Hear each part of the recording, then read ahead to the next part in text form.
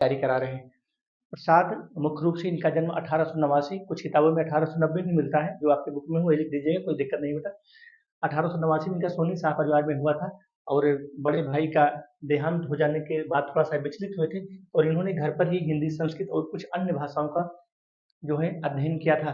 कुल मिलाकर के प्रसाद जी 48 वर्ष तक जीवित रहे, मात्र 48 वर्ष तक इन्होंने हिंदी साहित्य की सेवा की, ध्यान दीजिएगा, सिर्फ 48 वर्ष तक। तो कुल मिलाकर के ये अपने लगभग 20 वर्ष के कार्यकाल में, 30 वर्ष तक तो पढ़ते लिखते ही रहे होंगे, 20 वर्ष के कार्यकाल में हिंदी साहित्य के अभूतपूर्व एवं सेवा की। प्रसाद प्रसाद जो है छायावाद के स्तंभ, छायावाद के प्रवर्तक, छायावाद के प्रणेता के रूप में माने जाते हैं।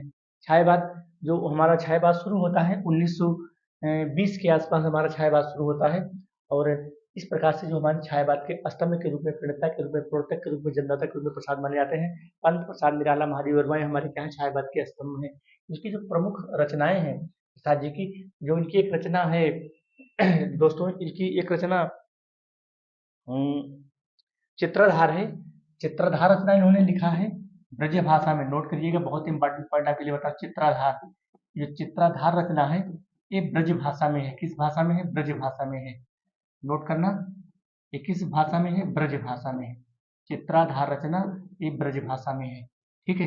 ये प्रसाद की जो चित्रधार है, लहर है, आंसू है, कामायनी इनका महाकाव्य है, प्रेम पथिक है, कानन कुसुम है, इस प्रकार से इनकी काव्य रचनाएं हो गई। क्या हो गया? लहर, झरना, आंसू, प्रेम पथिक, कानन कुसुम, कामायनी इनका महाकाव्य है। कामायनी में नोट करना 15 सर्ग हैं, 15 सर्ग हैं कामायनी। पूछेगा कि कामायनी में कितने सर्ग हैं? 15 सर्ग हैं। पहला सर्ग है चिंता, पहला सर्ग है चिंता और अंतिम सर्ग है आनंद की प्राप्ति, आनंद की प्राप्ति, ठीक है, आनंद की प्राप्ति। ये कामायनी का 15 सर्ग है और पहला सर्ग है चिंता और अंतिम सर्ग है आनंद की प्राप्ति, नोट करना।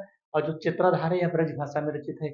इसके अलावा उनकी काव्य रचनाएं के, इसके बाद इनका जो निबंध है वह है काव्य और कला, नोट कर लीजिएगा, काव्य और कला, ठीक है, काव्य और कला इनका निबंध है। क्या है? निबंध है, काव्य और कला, ठीक है, ये भी नोट कर लीजिएगा। तो कहने का मतलब, और इन्होंने उपन्यास भी लिखा है, कंकाल, तितली, इरावती, जबकि कंकाल, तितली, इरावती उपन्यास भी लिखा है। तो हमारे जो प्रसाद हैं, कहानीकार, नाटककार, एकांकीकार, उपन्यासकार, निबंधकार आदि रूपों में माने जाते हैं। अभी आपका साहित्यिक परिचय में आप इस प्रकार से बिंदु लगा करके, बिंदु लगा करके या फिर आप एरो लगा करके इस प्रकार से साहित्यिक परिचय को लिखने की कोशिश करना, तब आपको अच्छे अंक मिलेंगे। दोस्तों 1 पेज 1.5 पेज से ज़्यादा साहित्यिक परिचय मत लिखना, मेरी बात को मान लीजिएगा। जो और लोग बताते हैं चैनल पर काफिया भर दो, नंबर मिल जाएगा, वो ठीक बताते हैं, लेकिन सटीक जानकारी दोगे, कम पॉइंट दोगे, डीपली पॉइंट दोगे तो नंबर आपको अच्छे मिलेंगे। तो चित्रधारण की क्या है? ब्रजभाषा में उनकी जो काव्य रचना मैंने आपको बता दिया कैसे आपको लिखना है। लहर है, झरना है, आंसू है, प्रेम पथिक है, कानन कुसुम है, कंकाल, तितली, इरावती इनका उपन्यास है। काव्य और कला क्या है? इनका निबंध है। अब इनका नाटक हो गया, नाटक है चंद्रगुप्त है, स्कंदगुप्त है, कामना है, एक घूंट है, जन्मेजय का नागयज्ञ है, यह इनके नाटक हो गए। बस दोस्तों 5 नंबर का आपका साहित्यिक परिचय पूरा हो गया। जन्म मृत्यु आपको बता दिया, 1889 बलिया में इनका, दुबे का छपरा नामक गांव में इनका जन्म हुआ था। कुल मिलाकर के 48 वर्ष तक जीवित रहे, अर्थात जब 1989 में से 48 घटा दोगे, उसमें जोड़ दोगे तो आपका मृत्यु भी हो जाएगा, अर्थात लगभग 1937 बनता है हमारे ख्याल से, 1937 बनता है। 1937 में यह इनका देहावसान हो गया था। तो 37 एक 38 10 48 कुल मिलाकर के, तो यह इनका हमने आपको साहित्यिक परिचय 5 नंबर का यह भी क्लियर करा दिया। क्या था प्रसाद? प्रसाद हमारे नाटककार, उपन्यासकार, कहानीकार, एकांकीकार। हाँ, इनके कुछ कहानी संग्रह भी हैं, जैसे वो कहानी संग्रह इनका है आकाशदीप है, इंद्र प्रतिध्वनि है, आकाशदीप है, गुंडा है, यह इनके क्या है? कहानी संग्रह है, ठीक है। ये हमारे इनके हैं, ये हो गया इनका आकाशदीप, ठीक है, आकाशदीप, इसको भी नोट करना, आकाशदीप हो गया। और इसके बाद है प्रतिध्वनि, प्रतिध्वनि, ठीक है। छाया भी है, क्या? छाया। दोस्तों नोट कर लीजिएगा, ये कहानी संग्रह है प्रसाद के, मतलब इन संग्रहों में लगभग एक एक संग्रह में 10-10, 15-15 कहानियां संग्रहित हैं, ठीक है। जैसे हमारा आकाशदीप हो गया, प्रतिध्वनि हो गया और एक छाया हो गया, और इसके बाद एक और है, उसका नाम है गुंडा। क्या है? गुंडा, गुंडा, ये सब कहाँ है, कहानी संग्रह है। ठीक है, तो इन संग्रहों में 10-10, 15-15 कहानियां संग्रहित हैं। ठीक है, तो मैंने आपको क्या बता दिया, ये तो हो गया काव्य काव्य और कला का निबंध हो गया, कहानी हो गया, नाटक हो गया, उपन्यास हो गया, काव्य रचनाएं हो गई, और जो बेसिकली आपको साहित्यिक परिचय लिखना है मैंने उसके बारे में भी बता दिया। इस प्रकार से आपको यहाँ एरो लगा करके या डीप पॉइंट बना करके इस प्रकार से अपने साहित्यिक परिचय को कापी पे दर्शाना है। ठीक है, इस प्रकार से। चलो इसको क्लियर करते हैं, फिर आते हैं व्याख्या पर।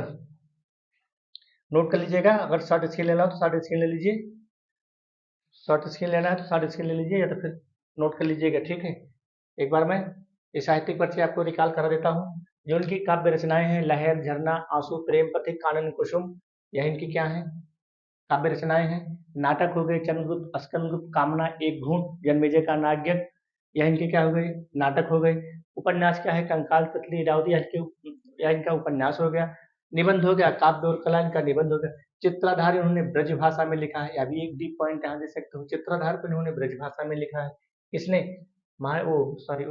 जयशंकर प्रसाद। जयशंकर प्रसाद का जन्म कहाँ हुआ था, 1889 में हुआ था, सोनी सापरवार दुबे के छपरा नामक गाँव में हुआ था। ये 1937 में इनकी मृत्यु, कुल मिलाकर 48 वर्ष तक यह जीवित रहे। बस इतना सा साहित्यिक परिचय आपको लिखना है। अब आते हैं हम सीधे इस प्लेन पर, इसको हम क्लियर कर देते हैं। ठीक है, आते हैं इस प्लेन पर। चलो भाई, इस प्लेन पर आ गए।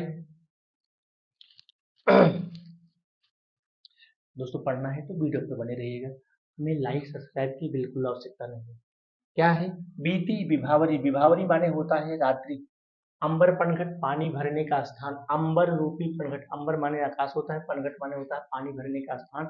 उषा नगरी माने होता है चतुर नायिका, या फिर प्रातः रूपी चतुर नायिका। उषा माने होता है सवेरा, या फिर ऐसे लिख सकते हैं, प्रातः रूपी, प्रातः रूपी चतुर नायिका, प्रातः रूपी चतुर नायिका।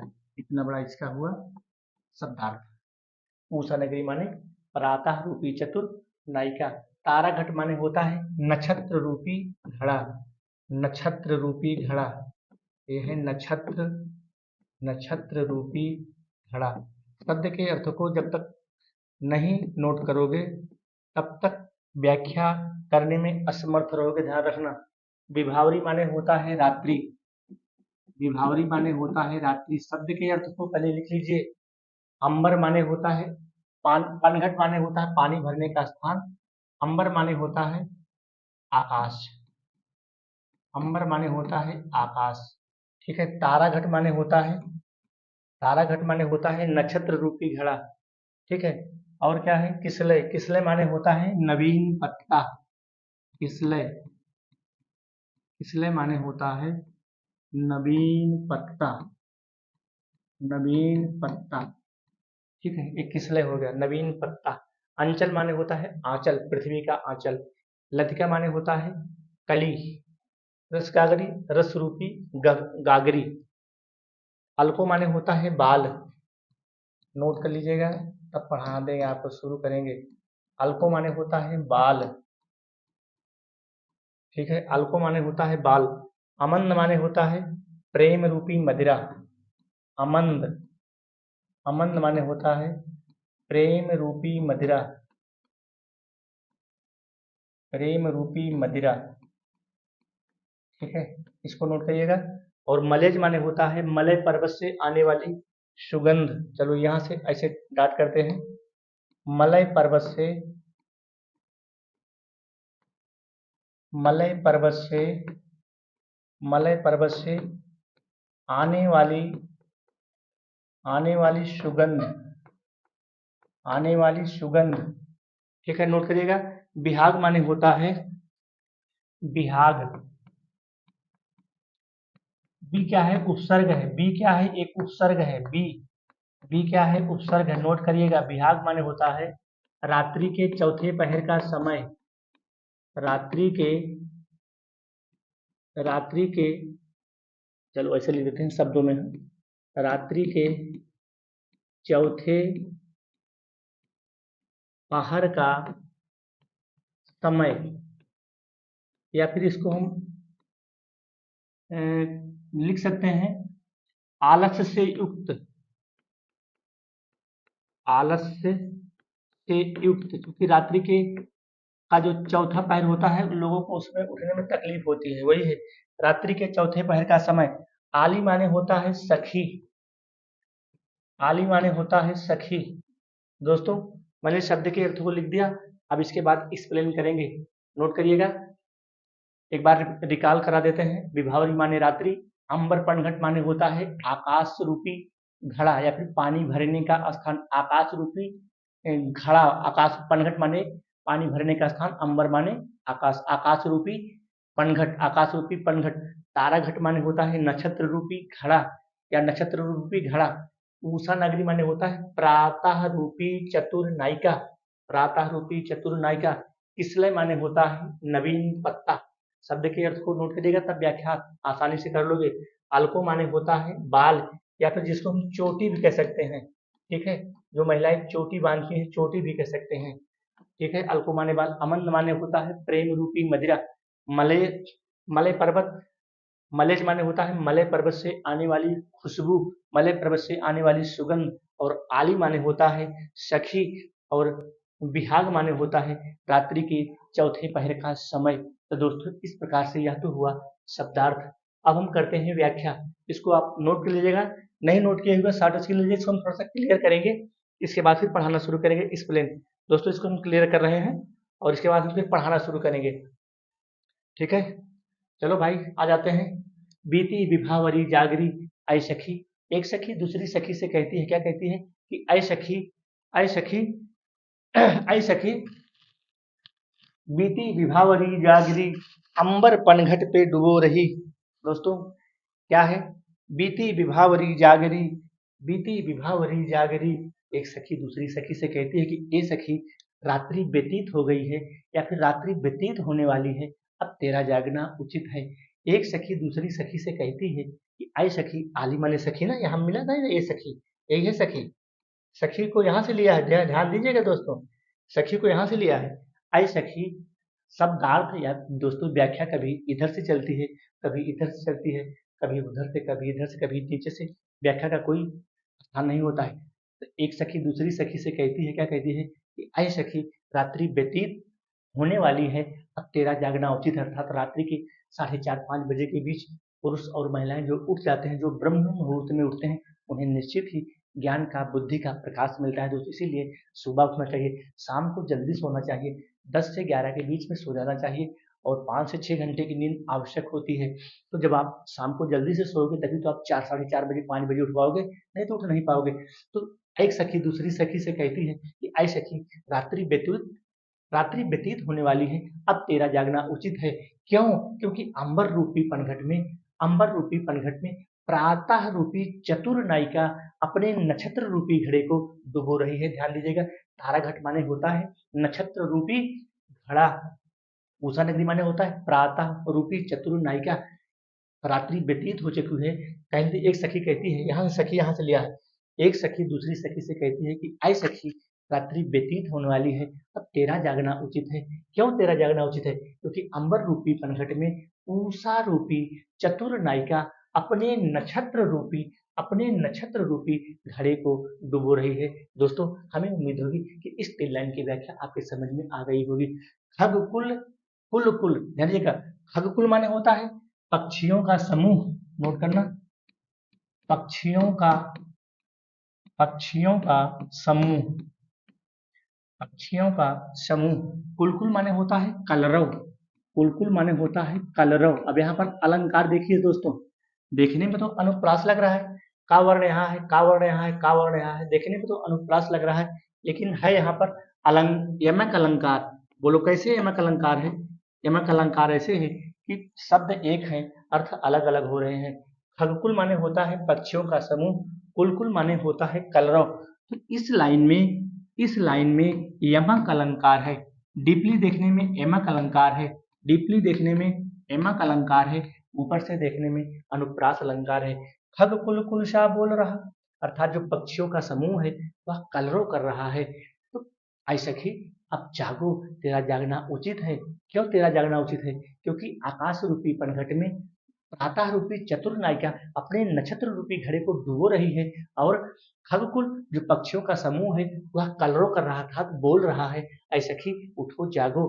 किसलय माने होता है नवीन पत्ता, किसलय का अंचल डोल रहा। जो पृथ्वी पर पेड़ पौधे हैं, जो पृथ्वी पर वृक्ष हैं, उनकी शाखाएं, उनके पत्ते, उनके नए नए पत्ते डोल रहे हैं, हिल रहे हैं।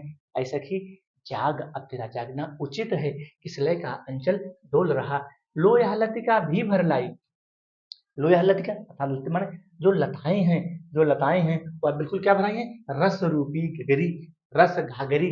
लो यह जो लताएं हैं, जो वृक्ष में, जो टहनियों में, जो उनके छोटे छोटे पत्ते, जो नए नए पत्ते हिल रहे हैं, लो यह जो नई नई नए नए जो पत्ते हैं वो रस रूपी क्या है, नवल रस गागरी, अर्थात नई नई नई जो रस रूपी गागरी को बिल्कुल भंवरों की तरह वो भर लाई है। ठीक है, इस लाइन की भी व्याख्या दोस्तों हमारी क्लियर होती है। अब आते हैं हम यहाँ पर, ठीक है, हम यहाँ पर थोड़ा सा क्लियर कर दे, ये भी हमको फिर लिखना पड़ेगा। क्या है, अधरों में राग अमंद पिए, थोड़ा सा इश्काल कर देते हैं, यहाँ कर देते हैं, तब आपको और अच्छा लगेगा दोस्तों। क्या है, अधरों में राग अमंद पिए, अमंद माने होता है प्रेम रूपी मदिरा, अधर माने होता है होठ, अधर माने होता है होठ, ठीक है, हाँ, अधर माने होता है होठ। अधरों में राग अमंद पिए, अलकों में मल्ल बंद किए, अर्थात अपने अधरों पर प्रेम रूपी, अपने अधरों पर प्रेम रूपी मदिरा को धारण किए हुए हो। ऐसे ही उठो जागो, अब तेरा जागना ही उचित है। क्यों? क्योंकि तूने अपने अधरों पर प्रेम रूपी मदिरा को धारण किया हुआ है, और अलकों में मलयज बंद किए, और अपनी बालों में, अपनी चोटियों में मलय पर्वत से आने वाली खुशबू को, मलय पर्वत से आने वाली सुगंध को बंद किया है। एक सखी दूसरी सखी से कहती है कि ऐ सखी जागो, जैसे ठीक है, अबे क्यों, ये कौन हो गई, सखी हो गई, अबे इसका ऐसे बाल हो गया, ठीक है, सखी का बाल हो गया, ठीक है, इस सखी का बाल हो गया। तो एक सखी इस सखी से कह रही है कि अधरों में राग अमंद पिए, ठीक है, अधरों में राग अमंद पिए, अधरों में राग अमंद पिए, तूने अपने ओठों पर प्रेम रूपी मदिरा को धारण किया हुआ है, तूने अपने अधरों पर, तूने अपने अधरों पर प्रेम रूपी मदिरा को धारण किया हुआ है, और अलकों में अर्थात बाल में, ये बाल जो है, ये जो बाल जो है ना, इसी को कहते हैं अलकों में मलेज बंद किए, और तुमने अपने बालों में मलय पर्वत से आने वाली खुशबू, मलय पर्वत से आने वाली सुगंध को क्या किया है, बंद किया हुआ है। तू अब तक सोई है आली, आली माने होता है सखी, है सखी तू अब तक सोई हुई है, आंखों में भरी बिहागरी, अर्थात रात्रि के चौथे पहर का समय हो गया है। रात्रि के चौथे, बिहाग माने होता है आलस्य, बिहाग माने होता है आलस्य, ठीक है, आलस्य को हम क्या कहते हैं, आलस्य कब होता है, रात्रि के चौथे पहर में 4:30 बजे से 5 बजे के बीच में लोग उठना कम पसंद करते हैं। तो यहाँ पर कहा गया है कि आंखों में भरे बिहागरी, अर्थात तूने अपने आंखों में आलस्य को धारण किया हुआ है। ऐ सखी तू जाग, तेरा जागना उचित है, क्योंकि तुमने अपने अधरों में प्रेम रूपी मदिरा को धारण किया हुआ है, और अपने बालों में मलय पर्वत से आने वाली सुगंध, मलय पर्वत से आने वाली खुशबू को यहाँ बंद किया हुआ है। यहाँ क्या किया हुआ है, बंद किया हुआ है। जब तुम जगोगी तो तुम्हारी यह चोटियां खुलेंगी, तब इसकी खुशबू चारों तरफ फैलेगी। तू अब तक सोई है आली, ऐ सखी तू अब तक सोई हुई है, और आंखों में भरे बिहागरी, अर्थात तुम्हारे आंखों में क्या भरा है, आलस्य भरा है, क्या भरा है, आलस्य भरा है, और उस आलस्य को त्यागो, छोड़ो, और अपने प्रगति पथ पर लगो। दोस्तों इस प्रकार से मेरा यह जो लहर से लिया गया था गीत पूरा होता है। मेरी पूरी उम्मीद है कि आपको मेरी व्याख्या समझ में आई होगी। अगर मेरी व्याख्या आपको समझ में आई हो तो दोस्तों हमारे चैनल को सब्सक्राइब कर लेगा, ऐसे ही हेल्पफुल वीडियो हम आपके लिए लाते रहेंगे, और दोस्तों तक इसको शेयर करो। अब चलते हैं हम अगले पेज पर, अगला पेज पर चलते हैं। आज प्रसाद को हम पूरा ही करेंगे, ठीक है, प्रसाद को हम पूरा करेंगे। अब आते हैं श्रद्धा मनु, वो तो रहा हमारा गीत, ये हमारा है श्रद्धा मनु। कौन तुम संस्कृत जल निधि तीर, कौन तुम संस्कृत जल निधि तीर, अर्थात संस्कृत जल निधि अर्थात समुद्र रूपी, कौन तुम, श्रद्धा और मनु, यहाँ पर दो ही प्राणी हैं, ठीक है, कौन है, दो ही प्राणी हैं, ध्यान दीजिएगा, दो ही प्राणी हैं। ये कौन हो गई, ये कौन हो गई, ये हो गई श्रद्धा, ठीक है, ये कौन हो गई, ये हो गई श्रद्धा, ठीक है, और यहाँ पर चलो इनको हम मान लेते हैं ये मनु है, ठीक है, ये कौन है, ये मनु है, हाँ, ये मनु है भाई, चलो इनको हम मनु मान लेते हैं। दो ही इसमें प्राणी हैं, ये मनु है, ये मनु है और ये कौन है, ये श्रद्धा है। ठीक है, ये श्रद्धा है, श्रद्धा। कौन हो तुम संस्कृत जलनिधि तीर, कौन हो तुम संस्कृत जलनिधि तीर, तरंगों से फेंकी मणि एक। ठीक है, श्रद्धा मन से कहती है, ये श्रद्धा है। ठीक है, ये श्रद्धा है, ये मन से कहती है कि तुम जिस प्रकार से समुद्र अपनी मणियों को, अपने हीरे जवाहरात को जब लहरें तेजी से समुद्र में आती हैं तो उन लहरों के माध्यम से उठा करके किनारे फेंक देता है। ध्यान देना दोस्तों, मैं कहना क्या चाह रहा हूँ, कौन हो तुम संस्कृत, संस्कृत जलनिधि, अर्थात कहने का मतलब है यहाँ पर थोड़ा सा इसका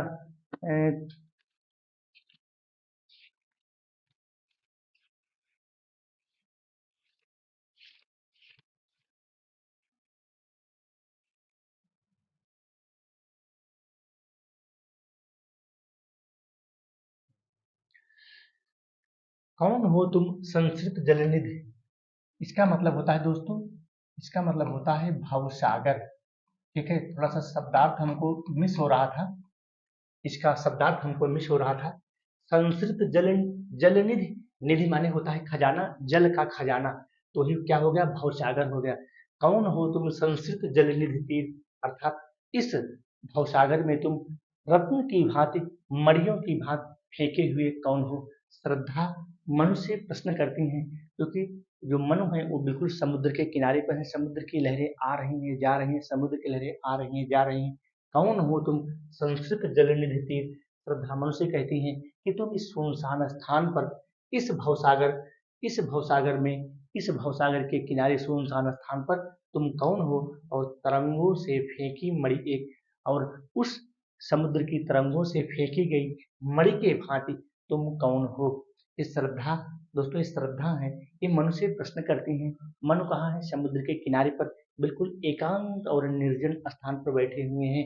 तो श्रद्धा मनु से प्रश्न करती हैं कि तुम कौन हो, संस्कृत जलनिधि, अर्थात इस भवसागर के पास, वो इस भवसागर में किनारे पर, इस भवसागर रूपी किनारे पर, भवसागर मतलब ये समुद्र हुआ ना, इस भवसागर रूपी किनारे पर तरंगों से फेंकी मणि एक, और उस समुद्र की तरंगों से फेंके फेंके गए मणि की भांति, फेंके गए हीरे जवाहरात की भांति, फेंके गए मणियों की भांति तुम कौन हो। मुझे उम्मीद होगी दोस्तों कि इस दो लाइन की व्याख्या आपको समझ में आ गई होगी।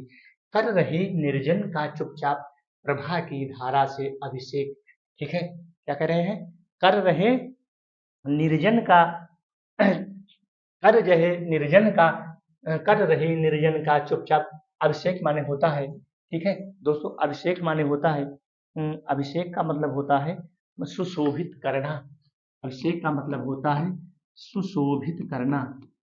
नोट करना शब्दार्थ, नहीं तो फिर व्याख्यान नहीं कर पाओगे। सुशोभित करना, ठीक है, अभिषेक का मतलब होता है सुशोभित करना। प्रभा माने होता है प्रकाश की किरण, प्रभा की धारा से अभिषेक, अर्थात तुम इस प्रभा रूपी धारा से जो सुशोभित हो रहे हो, जो सुंदर हो लग रहे हो, इस निर्जन और सुनसान स्थान पर समुद्र रूपी लहरों से फेंकी गई मणि के भांति तुम कौन हो। ध्यान देना दोस्तों, प्रभा की धारा से अभिषेक, अर्थात प्रभा की धारा से अभिषेक, अर्थात इस प्रकाश रूपी धारा के समान तुम सुशोभित लगते हुए इस निर्जन और सुनसान स्थान पर उस समुद्र की लहरों से फेंकी गई मणि के समान इस भवसागर रूपी किनारे पर, इस सुनसान और निर्जन स्थान पर तुम कौन हो। हमें उम्मीद होगी दोस्तों कि इस 4 लाइन की व्याख्या आपको समझ में निश्चित ही आ गया होगा। ठीक है,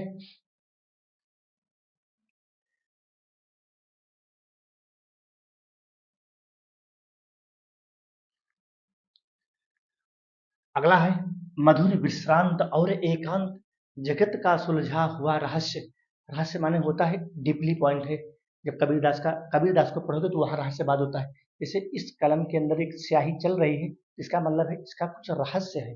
वही है इस मधुर विश्रांत, अर्थात इस मधुर और एकांत, अर्थात मधुर और एकांत, और इस शांत स्थान पर, इस शांत तुम एकांत स्थान पर जगत का सुलझा, जगत की भांति सुलझे हुए रहस्य की भांति तुम कौन हो। यहाँ पर प्रश्न करती हैं श्रद्धा, मनु से प्रश्न करती हैं कि मधुर, बिल्कुल मधुर और आप सुंदर सुशोभित लोग, विश्रांत, बिल्कुल शांत अवस्था में अर्थात थके हुए, विश्रांत भी क्या उपसर्ग है अर्थात थके हुए पथिक की भांति इस एकांत और निर्जन स्थान पर जगत का सुलझा, इस संसार के सुलझे हुए रहस्य की भांति आप कौन हैं?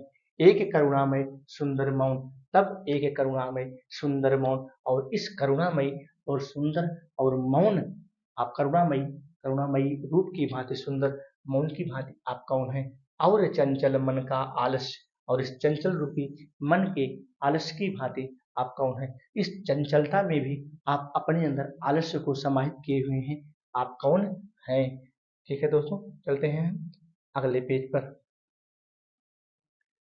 यहां से शुरू करते हैं। सुना यह मनु ने मधुगुंजात, जब मनु ने मनु ने श्रद्धा की इन बातों को सुना, सुना यह मनु ने मधु गुंजात अर्थात गुंजायमान मधुर की भांति भंवरे की भांति जब मनु ने श्रद्धा की इन बातों को सुना, जब मनु ने श्रद्धा की इन बातों को सुना तो मधुकरी कासा सासी से यहाँ उपमा अलंकार है, नोट करना, यहाँ उपमा अलंकार है, इस लाइन में उपमा अलंकार, ठीक है, क्योंकि यहाँ पर सा शीशे का प्रतीक आ गया है। मधुकरी का सा सब सानंद, सानंद माने होता है प्रेम के साथ, अर्थात जिस प्रकार से एक भंवरा पुष्प से चिपका रहता है, ठीक उसी प्रकार से मधुकरी का सा सब आनंद, इस प्रकार तुम मधुकरी की भांति इस प्रकार से मधुकरी की भांति कौन लग रहे हो। अगला है दोस्तों,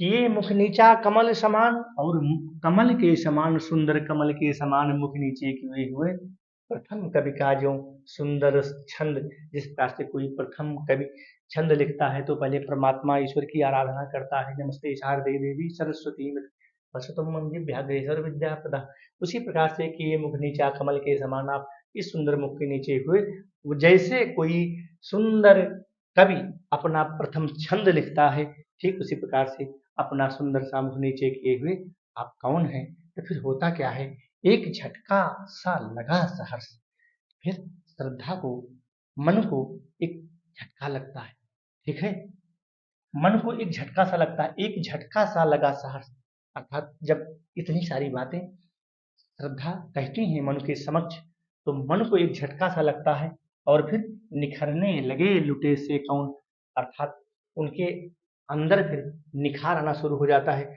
जो मन बिल्कुल लुटेरे की भांति, लुटे हुए व्यक्ति की भांति लग रहे थे, फिर इन सारी बातों को सुन करके उनके मन में, उनके हृदय में निखार पनाता है, अर्थात सुंदरता आती है, और फिर क्या होता है, गा रहा यह सुंदर संगीत, और बिल्कुल वह सुंदर से गीत को गाने लगे।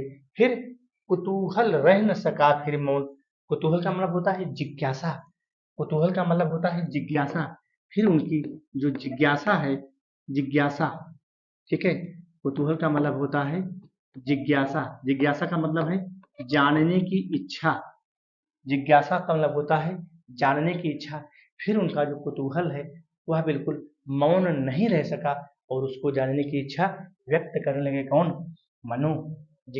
कुतूहल माने होता है जिज्ञासा, जानने की इच्छा, जब इन सारी बातों को सुना तो उन्हें एक झटका सा लगा, और उनका लुटेरे की भांति जो वहां पर बैठे एकांत और निर्जन स्थान पर लुटेरे की भांति जो बैठे हुए थे, उनका रूप निखर आया, और वह सुंदर सा संगीत गीत गाने लगे, और फिर कुतूहल रह न सका फिर मौन, जो उसकी जिज्ञासा थी, जो उनका कौतूहल था, वह फिर मौन नहीं रह सका। तो हम चलते हैं, थोड़ा सा इसको स्क्रॉल करते हैं, नहीं आप लोगों को दिखाई नहीं पड़ेगा।